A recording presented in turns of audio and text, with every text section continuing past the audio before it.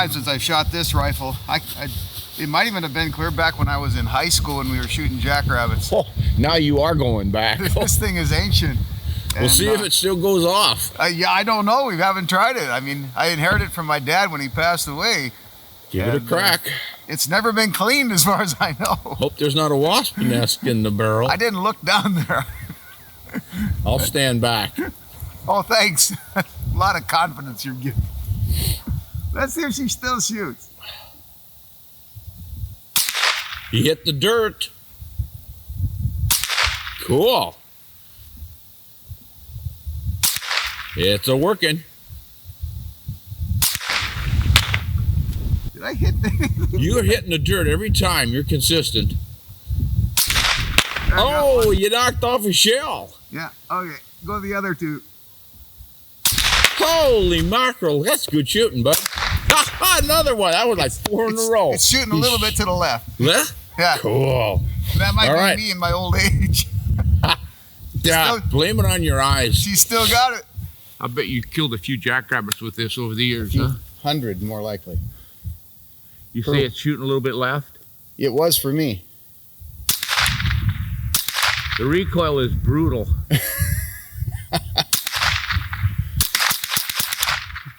Cool.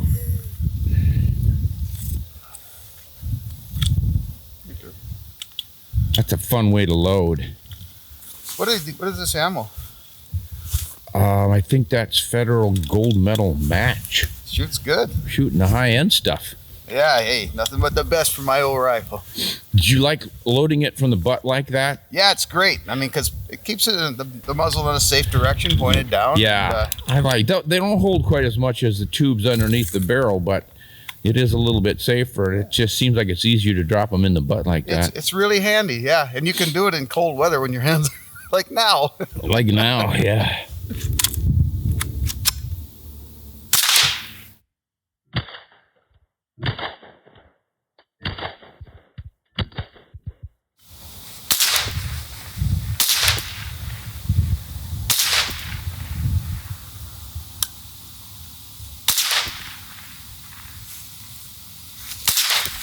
Good enough.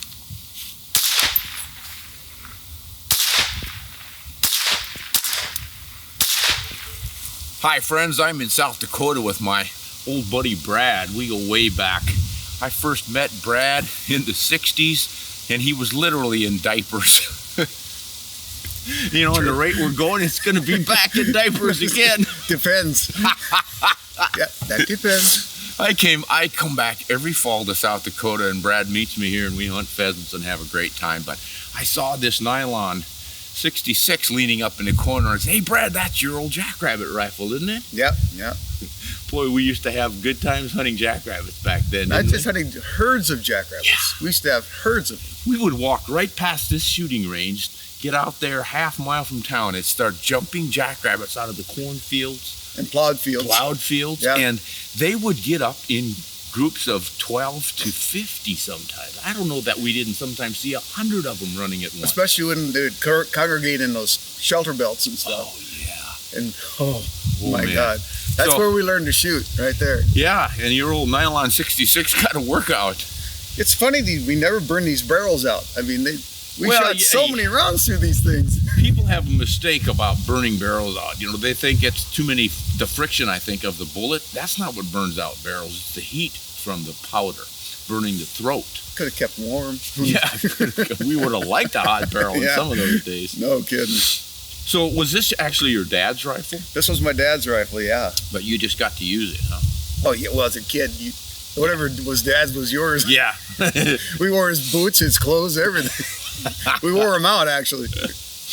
Well, let's just talk a little bit about this Nylon 66. This was kind of a seminal development in firearms. In 1959, when Remington came out with this, I think they cooperated with DuPont that invented this Nylon 66. And the 66 stands for the chemical formula of this particular nylon stock.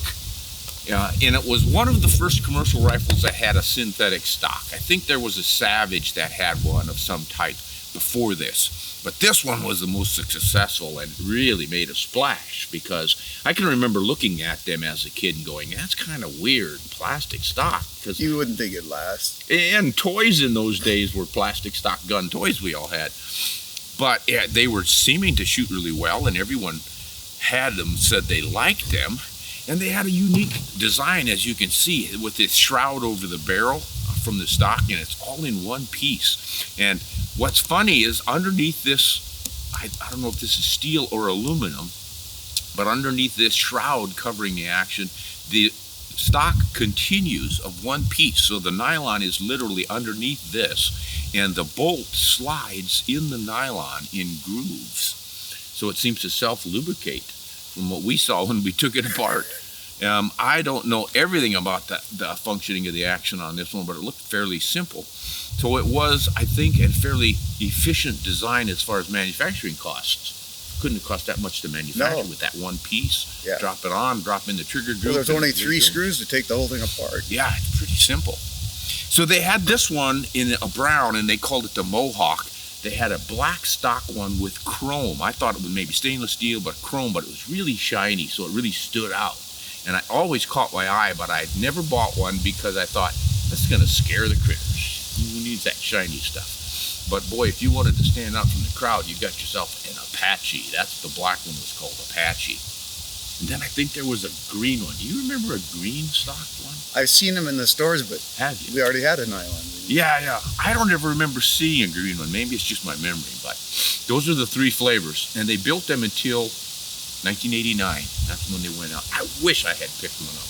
I don't know what they're, I'm gonna look them up. I'll bet you they're pretty pricey these days. Now, of course, I see that you've got a damaged stock here. Somebody cracked it somehow. Probably leaned something heavy on it and split it this way. And that carried up into here. We saw it underneath the cover on the action. So you're gonna have to work on that, Brad. But as well as this thing shoots, I think you ought to try to restore it as best you can. Oh yeah, it's a shooter for sure. Yeah, sweet shooting little rifle. Now all we need is to get more jackrabbits back, and we can revisit the old days. Well, there's squirrels, cottontails, Yeah. lots of things to shoot with a 22, and just plinking like you were doing a little bit ago, shooting shot shells with it. It's so much fun. Yeah, it sure is. Now they have got the grooves on top of the receiver for mounting a scope, but you never put one on here? No. Yeah. I never used a scope when I was a kid either, and just thought it was like cheating. Now I can't do it without it. Yeah, now I gotta have a scope. But we did all right on that target. I was really impressed with how well this thing shoots. We were going to shoot a variety of ammunition in it, but it shot that federal gold medal target stuff so well. Yeah. Not close enough. We know what the rifle's capable of. That was about a 20-yard shot. We pulled into 20 yards on these, and then, 20, 25 yards is what most of your small game shooting is. But we would reach out to 100 yards on those jackrabbits. When we were shooting jackrabbits, yeah, we were open sight. We were taking them on the run, and it was fun. It was deadly accurate. Yeah, and Once you got a occasionally feel for your gun. Occasionally we'd hit one. We used to have mountains of jackrabbits. Oh my God. Yeah, though that was back when they had grass yet. Yeah. When they started, back when we were kids, every section had about 60 acres, 40 acres of native grass left in it. Because most of the farmers back then were smart enough to know that if we had a drought and we didn't get a crop, the native grass was going to make it. You didn't have to plant it, you didn't have to fertilize it. It was just a guaranteed crop. The cattle would eat it, your milk cow would eat it, you'd have milk. So most of the farmers kept a good-sized field of native grass, and that's where those jackrabbits hatched out. Yep. That's what their survival was. You would find them in the crop fields. Of course, they benefited from the grains that they would eat, as well as the alfalfa when that came in. But when they started plowing all those little grass fields out, that's when the jackrabbits went belly up, because where are they going to nest, raise their babies? Right. The grasslands were undisturbed. Cornfields, the soybean fields, small grain fields, everything was having plows and cultivators and tearing them up. Yeah. So when you remember hauling bales, and you'd pick a bale up, there'd be baby jackrabbits Oh, under it? sure. Yeah. Yeah. So that's where the jackrabbits went. You got to get out west now to where they've got undisturbed grasslands to get your jackrabbits. Right. So coming out to Idaho, we've got jackrabbits. Really? Bring this nylon 22, because that's all we're going to let you shoot. Okay. So that's I can it, do folks. Yeah, you can come out with Brad, and we'll all hunt jackrabbits together. Bring your nylon 22s. fun little gun from the American past. This is just a 20th century all-American classic. Yeah. Thanks for watching. Hey, by the way, thanks for watching. No, I'm supposed to say, hey, this is Ron Spomer with his friend Brad back in South Dakota. We thank you for watching, invite you to subscribe to our channel, and if you'd like to join our Patreon community, unlike Brad here, you can just go to patreon.com, Ron Spomer Outdoors. And if you want to see full videos on guns, ammo, shooting, hunting, in which we actually take game, go to rsotv.com, where we get to show you all the unedited real deal. The real stuff. Yeah.